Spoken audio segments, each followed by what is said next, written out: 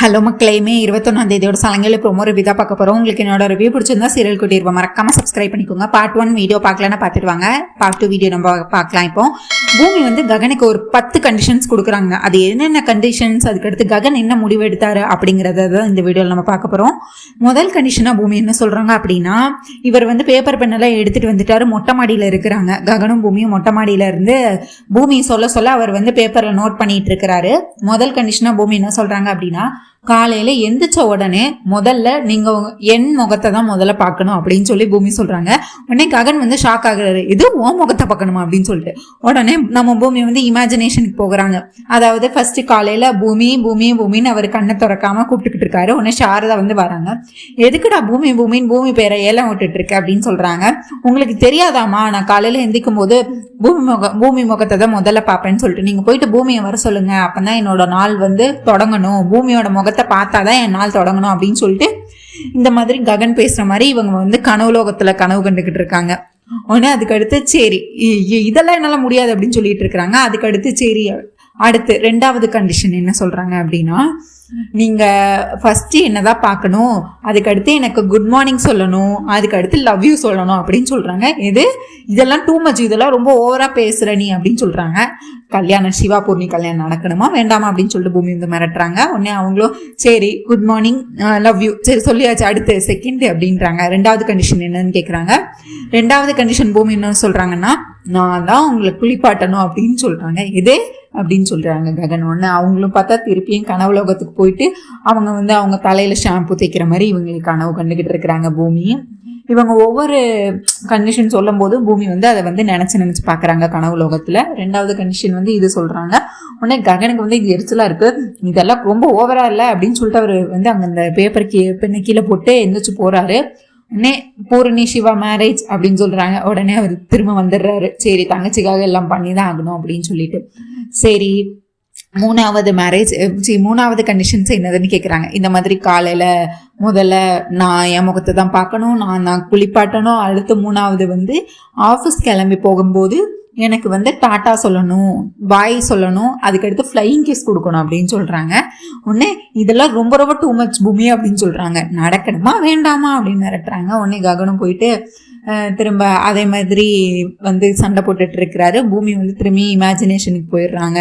அதாவது என்னதுன்னா, அவங்க அப்படியே சாப்பிட்டுட்டு அப்படியே 2 பேரும் அப்படியே வாசல் வர வந்துட்டு திரும்ப ககன் வந்து கார்ல ஏறி உட்கார்றாரு. உட்காந்துட்டு உடனே அவருக்கு பாய் சொல்றாங்க பூமிக்கு. அதுக்கு அடுத்து இவர் முதல்ல ஃப்ளைங் கிஸ் கொடுக்குறாங்க ககன். அதை வந்து பூமி பிடிக்கிற மாதிரி திரும்ப பூமி வந்து ஃப்ளைங் கிஸ் கொடுக்குறாங்க. அதை ககன் பிடிக்கிற மாதிரி பூமி வந்து ஒரே கனவுலோகத்துல இப்படி நடந்தா எப்படி இருக்குங்க மாதிரி இதையும் கனவு கண்டுட்டு இருக்கிறாங்க. அடுத்து 4வது கண்டிஷன் என்னது அப்படின்னு கேட்குறாங்க. 4வது கண்டிஷனா, மத்தியானம் நீங்க என்ன சாப்பிட்டீங்களான்னு ஆஃபீஸ்ல நீங்க ஒர்க்லாம் முடிச்சுட்டு மத்தியானம் சாப்பிட்டுட்டு நீங்க என்ன சாப்பிட்டீங்களான்னு எனக்கு ஃபோன் பண்ணி கேட்கணும் அப்படின்னு சொல்றாங்க பூமி.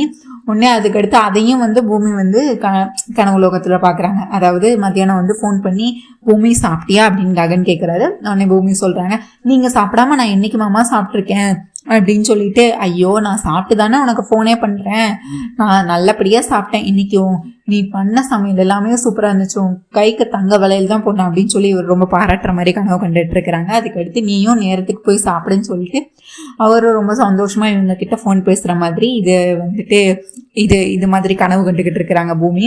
அடுத்து என்ன, உடனே இதெல்லாம் ரொம்ப ரொம்ப டூ மச் பூமின்னு அவர் ஒவ்வொரு இதுக்கும் வந்து பண்ண முடியாது வைக்க முடியாது அப்படின்னு சொல்லிட்டு இருக்கிறாரு. அதுக்கடுத்து வேற வழி இல்லாம கடைசியில் நான் பண்றேன் அப்படிங்கிற மாதிரி சொல்லிட்டு இருக்கிறாரு. அடுத்து பூமி அடுத்த கண்டிஷன் என்னன்னா, ஈவினிங் நீங்க வந்துட்டு அதுக்கடுத்து மத்தியானம் சாப்பிடும் போது உங்களுக்கு நைட்டு என்ன சமைக்கணும் அப்படின்னு நான் கேட்பேன் அப்படின்னு சொல்லிட்டு இருக்காங்க. அதுக்கடுத்து என்ன செய்யட்டும்னு கேட்பாங்க. உடனே அவங்க சப்பாத்தி வச்சு நீ இந்த கறி வை அப்படின்றாங்க. உடனே அதுக்கடுத்து வாவ் சப்பாத்தி அப்படின்னு சொல்லிட்டு இவங்க ரொம்ப ரொம்ப ஆசையா பண்ற மாதிரி இதை மாதிரி நான் உங்களுக்கு என்ன வேணும்னு செய்யணும்னு கேட்பேன்.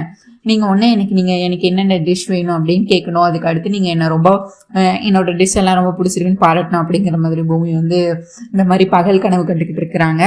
அடுத்து ஈவினிங் ஆஃபீஸ் விட்டு நீங்கள் வரும்போது எனக்காக மல்லிகைப்பூ வாங்கிட்டு வரணும் அப்படின்னு சொல்கிறாங்க. அதே மாதிரி திரும்பியும் வந்து பூமி வந்து கனவுலோகத்துக்கு போயிடுறாங்க. அதாவது ககன் வந்து ஆஃபீஸ் முடிச்சுட்டு அவர் கார் எடுத்துகிட்டு வீட்டுக்குள்ளே வராரு. வரும்போது பார்த்தா வாசலில் நிற்கிறாங்க நம்ம பூமி.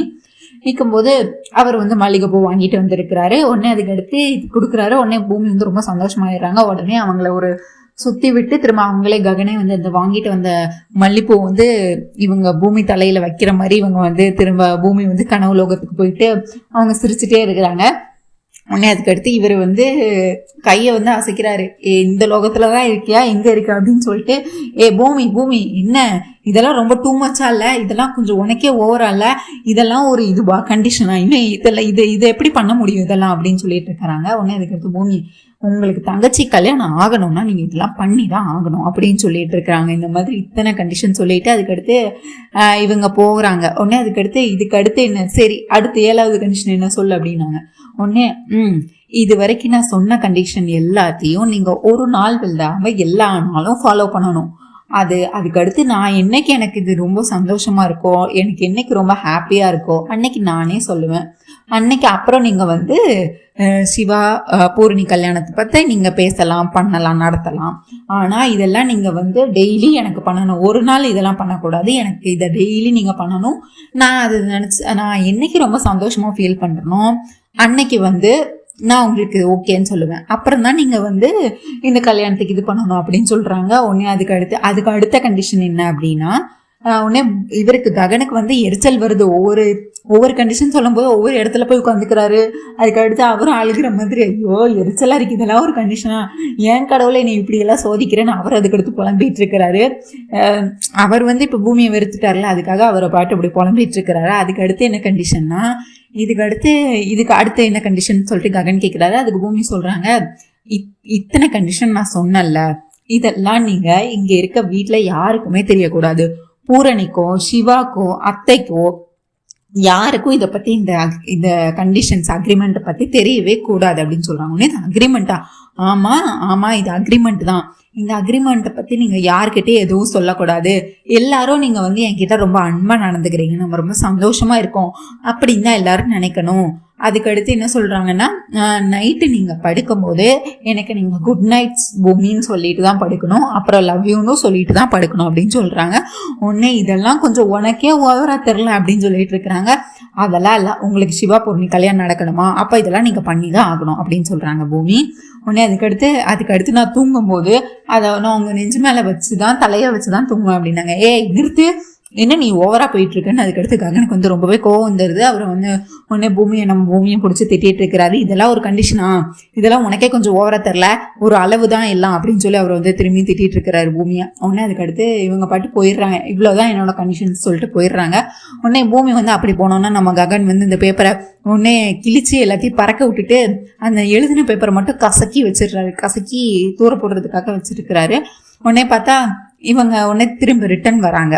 வந்துட்டு இந்த பேப்பர் உங்ககிட்ட ரொம்ப பத்திரமா இருக்கணும், நான் என்னென்ன சொல்லணும்னு நல்லா ஞாபகம் வச்சுக்கோங்க. இதை ஏதாவது நீங்க ஒரு நாள் ஒரு பொழுது ஏதாவது ஒரு விஷயத்த விட்டீங்கன்னா கூட அப்புறம் சிவா பூர்ணி கல்யாணம் நடக்காது. நான் திரும்பியும் அதை முதல் நாள்ல இருந்து தான் நான் அதை கவுண்ட் பண்ணுவேன். திருப்பியும் நீங்க முதல் நாள்ல இருந்து தான் பண்ற மாதிரி இருக்கும். அதனால இந்த பேப்பரை பத்திரமா வச்சுக்கோங்க, இதுதான் நமக்குள்ள அக்ரிமெண்ட். இது அக்ரிமெண்டா அப்படின்னு சொல்லி அவர் வந்து உடனே ஷாக் ஆகுறாரு. உடனே அதுக்கடுத்து அவர் அதை பெருசாவே எடுத்துக்கல. திரும்ப அவர் பாட்டு விடியுது, அவர் பாட்டே இருந்துச்சு, கார் எடுத்துட்டு காலைல ஆஃபீஸ் போறாரு. பூமி சொன்ன எதையுமே அவர் கடைப்பிடிக்கல. அதாவது குட் மார்னிங் சொல்லலை, நீ வந்து உடனே பார்ப்பேன்னு சொல்லலை, அந்த மாதிரி எதுவுமே அவர் வந்து எந்த இதையுமே கடைப்பிடிக்கல. அப்புறம் பார்த்தா இவங்க வந்துட்டு நட்சத்திரா வந்து அங்கே ஹெவி ட்ரீட்மெண்ட் போயிட்டு இருக்கு நட்சத்திராக்கு. உடனே இங்கே டாக்டர்லாம் உள்ள வந்துட்டு அவங்கள ரொம்ப கிரிட்டிக்கலாக இருக்கு, இன்னும் கண் விழிக்கல. அவங்களும் நான் எல்லா ஃபர்ஸ்ட் எய்டும் பண்ணி பார்க்குறாங்க. எங்கே சரி வந்து வாசலில் நின்றுட்டு இங்கேயும் அங்கேயும் குறுக்காம இருக்கா நடந்துகிட்டு இருக்காரு ஐசியூக்கு வெளியே. அப்புறம் பார்த்து நடந்துக்கிட்டே இருக்காரு. அதுக்கடுத்து அங்கே ஒரு கணேஷா இது இருக்கு, இது உள்ளே ஸ்டாச்சு இருக்கு. உடனே ஏன் கடவுளை இவ்வளோ சோதனை அப்படிங்கிற மாதிரி கடவுள்கிட்டையும் வந்து வேண்டிக்கிட்டே இருக்கிறாரு. இந்த நேரத்தில் பார்த்தா இவங்க அபூர்வா வேற நம்ம நட்சத்திராக்கு வந்து கால் பண்றாங்க, மம்மி அப்படின்னு சொல்லிட்டு நட்சத்திரா போனை சரி வச்சிருக்காரு. உடனே கால் பண்றாங்க. இப்போ அபூர்வா கால் அட்டன் பண்ணா நட்சத்திரா வந்து பேசணும். நட்சத்திரா இப்படி இருக்குன்னு எப்படியே சரியால சொல்ல முடியும், அப்புறம் சரிதான் ஏதாவது பிரச்சனை ஆயிருன்னு சொல்லிட்டு அவர் வந்து இந்த நேரத்தில் நம்ம கால் எடுக்க வேணாம்னு சொல்லிட்டு வாட்டி விடலை. உடனே வாட்டி கால் பண்றாங்க, ஃபுல் ரிங் போய் கட் ஆகுது. அடுத்து 2வது வாட்டி கால் பண்றாங்க, 2வது வாட்டி அவங்க எடுக்கவே இல்லை. உடனே அங்க அபூர்வம் மருதானியாலையும் இந்த நட்சத்திரம் என்னதான் ஆச்சு, அங்கதானே போயிருக்கா, ஒரு போன் எடுத்து நான் இங்கதான் இருக்கேன் இந்த மாதிரி பண்றேன்னு ஏதாவது சொல்லலாம்ல, ஏதாவது நமக்கு ஒரு இது சொல்லலாம்ல, மத்தியானத்துல இருந்து ஒரு வார்த்தை கூட பேசல அப்படின்னு சொல்லி அபூர்வா வந்து நட்சத்திரம் திட்டிட்டு இருக்கிறாங்க. உடனே இங்க வந்துட்டு பார்த்தா டாக்டர்லாம் வந்துட்டு உள்ள இன்ஜெக்ஷன் போடுறாங்க. அவங்க கண்ணை மலிச்சு பார்க்குறாங்களான்னு பார்த்தா நட்சத்திரம் வந்து கண் விழிக்கவே இல்லை. அவங்க வந்துட்டு எந்த இம்ப்ரூவ்மெண்ட்டும் இல்லை. அவங்க அதாவது ஒன்றுமே இல்லை. அவங்க எவ்வளவோ ட்ரீட்மெண்ட் கொடுக்குறாங்க, அதுக்கான எந்த ரிட்டர்னும் வரவே இல்லை. உடனே டாக்டர் வந்து வெளியே வந்து செரிக்கிட்ட சொல்கிறாங்க, இங்கே பாருங்கள் உங்கள் ஒய்ஃப் வந்துட்டு ரொம்ப பெரிய கரண்ட் ஷாக் வந்து அவங்களுக்கு ரொம்ப பாஸ் ஆகிருக்கு. நீங்கள் வந்து கரெக்டான நேரத்தில் தான் கொண்டு வந்து சேர்த்துருக்கீங்க. ஆனால் நாங்களும் எங்களால் முடிஞ்ச வரைக்கும் எல்லா ட்ரீட்மெண்ட்டும் கொடுத்துட்டோம். அவங்க எந்த ட்ரீட்மெண்ட்டுக்குமே ரெஸ்பாண்ட் பண்ணவே இல்லை. இதுக்கு மேலே அவங்க கோமாக்கு போகிறதுக்கு நிறைய வாய்ப்பு இருக்குது. இதுக்கு அடுத்து அவங்க ஏதாவது கண் வலிச்சாதான் இனிமேல் நாங்கள் எதுவாக இருந்தாலும் எங்களால் சொல்ல முடியும் அப்படின்னு சொல்லி சரியை வந்து டாக்டர் ரொம்பவே பயமுறுத்திடுறாங்க. அதாவது நட்சத்திரம் வந்து கோமாக்கு போகிறாங்க அப்படிங்கிற மாதிரி சொல்லிடுறாங்க. உடனே சரி 24 மணி நேரம் முடிஞ்சதுக்கப்புறம் எது வேணாலும் நம்ம பார்த்துக்கலாம் அப்படின்னு சொல்லிட்டு டாக்டர் வந்து நாளைக்கு காலைல பார்த்துக்கலாம், நீங்கள் வந்து எதுக்கும் பயப்படாதீங்க, கடவுள் மேலே பாரத்தை போட்டுட்டு கடவுள் கிட்ட கேளுங்க, அவ்வளவுதான், வேற என்ன பண்ண முடியும் நம்மளாலன்னு சொல்லிட்டு டாக்டர் வந்து போயிடுறாங்க. இங்கே அபூர்வ மருதாணிகளையும் பேசிட்டு இருக்கிறாங்க. உடனே அதுக்கடுத்து மருதாணிகளை சொல்றாங்க, என்னம்மா நீ அவ வேற அங்க குளிர் தேசத்துக்கு போயிருக்கா, பஞ்சுந்தியும் வேற பக்கத்துல இருக்கு.